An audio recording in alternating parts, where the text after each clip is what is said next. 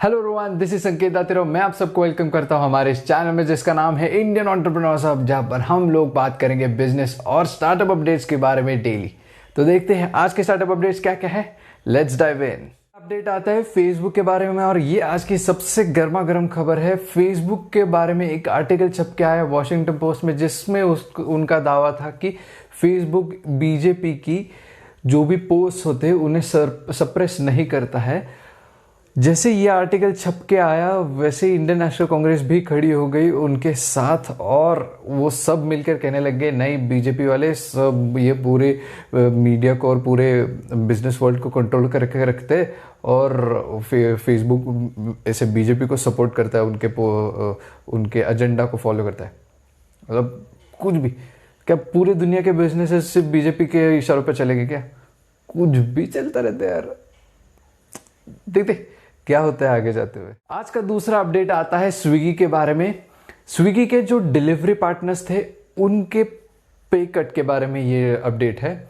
पहले उनको मिलता था 40 रुपीज पर डिलीवरी, जो भी 4 किलोमीटर के रेडियस में होंगी डिलीवरी उनके लिए हर एक डिलीवरी के लिए उनको मिलते थे 40 रुपीज। धीरे धीरे मतलब कुछ समय पहले वो घट के 35 रुपीज पर हो गया और अब उन्होंने वो पे सीधा कट करके 15 रुपीज पर ला दिया। तो जैसे ही उन्होंने ये अनाउंस किया कि 15 रुपीज हम लोग पर डिलीवरी पे करेंगे, तब उनके जो भी डिलीवरी पार्टनर्स थे उन्होंने सीधा स्ट्राइक कर दिया। तो ठीक है, ओके, हाँ, मतलब स्विगी की ओर से गलती हुई है, पर मतलब अभी अगर स्विगी की तरफ से भी देखा जाए तो उनका बिजनेस बहुत ज़्यादा कम हो गया और बहुत ज़्यादा सफ़र किया पिछले 4-5 महीनों में। इस लॉकडाउन की वजह से स्विगी सारी की सारी कंपनीज का बिजनेस घट गया।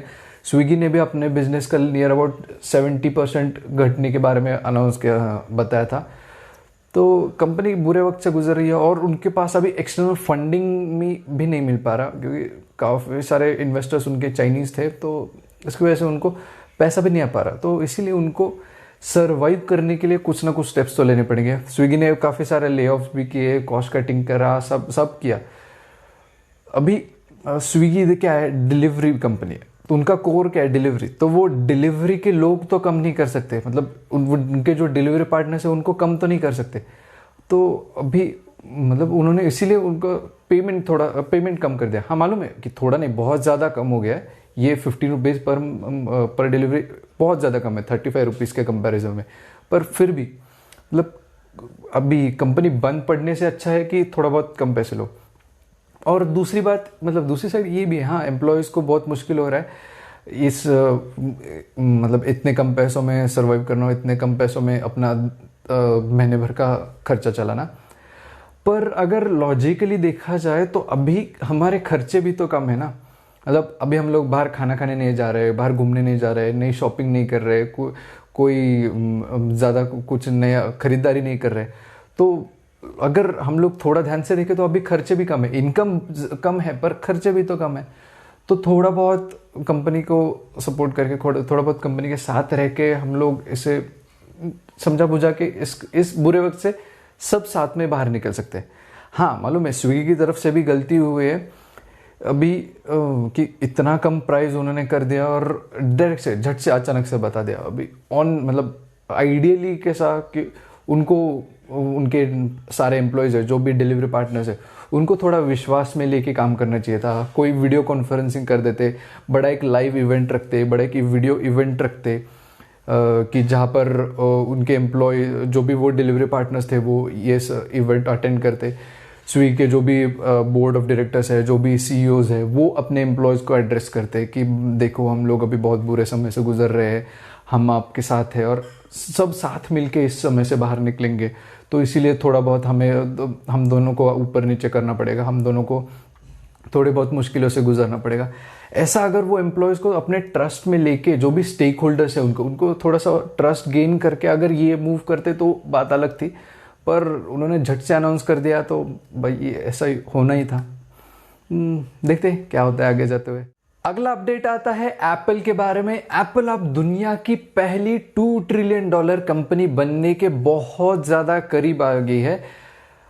उनके अब एक सर्वे हुआ था कि $2 ट्रिलियन की वैल्यूएशन हासिल करने के लिए कंपनी के शेयर्स की प्राइस होनी चाहिए $467.8 पर शेयर, और अभी उनके शेयर्स की प्राइस 457 के आसपास है, यानी कि वो सिर्फ $10-11 उनके टारगेटेड प्राइस से कम प्राइस से शॉर्ट है।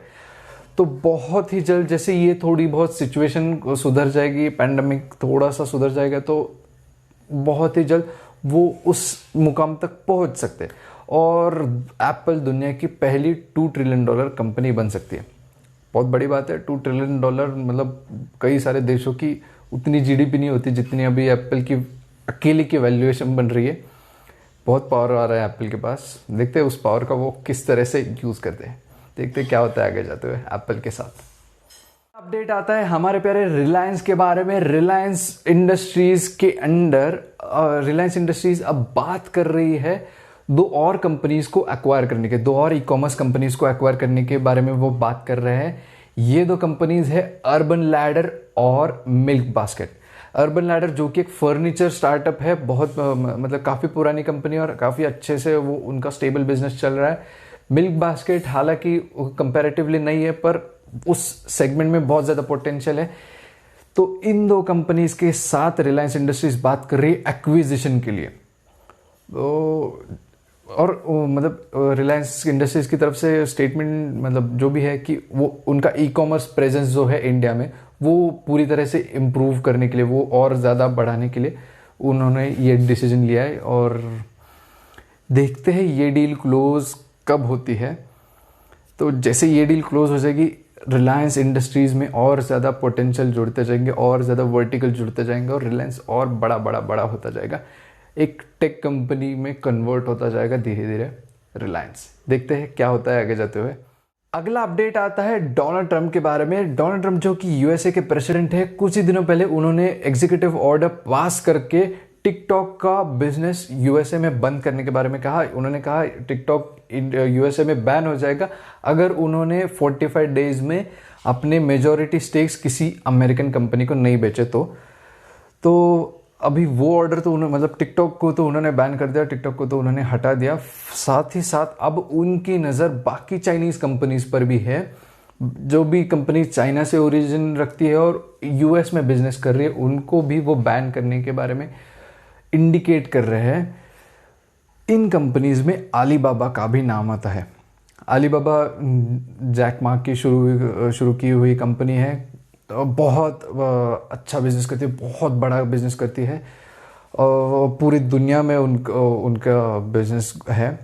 और अलीबाबा के साथ एक और मतलब इंटरेस्टिंग न्यूज़ है कि अलीबाबा और यूएसए कैसे तरह से जुड़े हुए हैं। अलीबाबा ने अपना आईपीओ लॉन्च किया था यूएसए के स्टॉक मार्केट में। उन्होंने अपने चाइनीज़ मार्केट में नहीं किया था बल्कि यूएसए के मार्केट में उन्होंने अपना आईपीओ लॉन्च किया था। और वो उस आईपीओ ने हिस्ट्री क्रिएट कर दी थी कि तब तक का सबसे ज़्यादा बिकने वाला, सबसे ज़्यादा डिमांड में रहने वाला आईपीओ वो बना था। और उन्होंने उस एक ही दिन में अलीबाबा की वैल्यूएशन बहुत ज़्यादा बढ़ गई थी। तो इस तरह से अलीबाबा का बिजनेस यूएस में काफ़ी स्ट्रॉन्ग है और अब उनको भी वहाँ पर अपनी दुकान बंद करने के बारे में सोचना पड़ रहा है। देखते हैं क्या होता है आगे जाते। तो बस दोस्तों यही थे आज के स्टार्टअप अपडेट्स और मिलते हैं अगले एपिसोड में कुछ और नए इंटरेस्टिंग अपडेट्स के साथ। चैनल को सब्सक्राइब कीजिएगा, वीडियो को लाइक कर दीजिएगा और हमें कमेंट्स में ज़रूर बताइएगा वीडियो कैसा लगा, क्या अच्छा लगा, क्या बुरा लगा, दोनों भी चीज़ें बता दीजिएगा नीचे कमेंट्स में ज़रूर करना। मिलते हैं अगले एपिसोड में।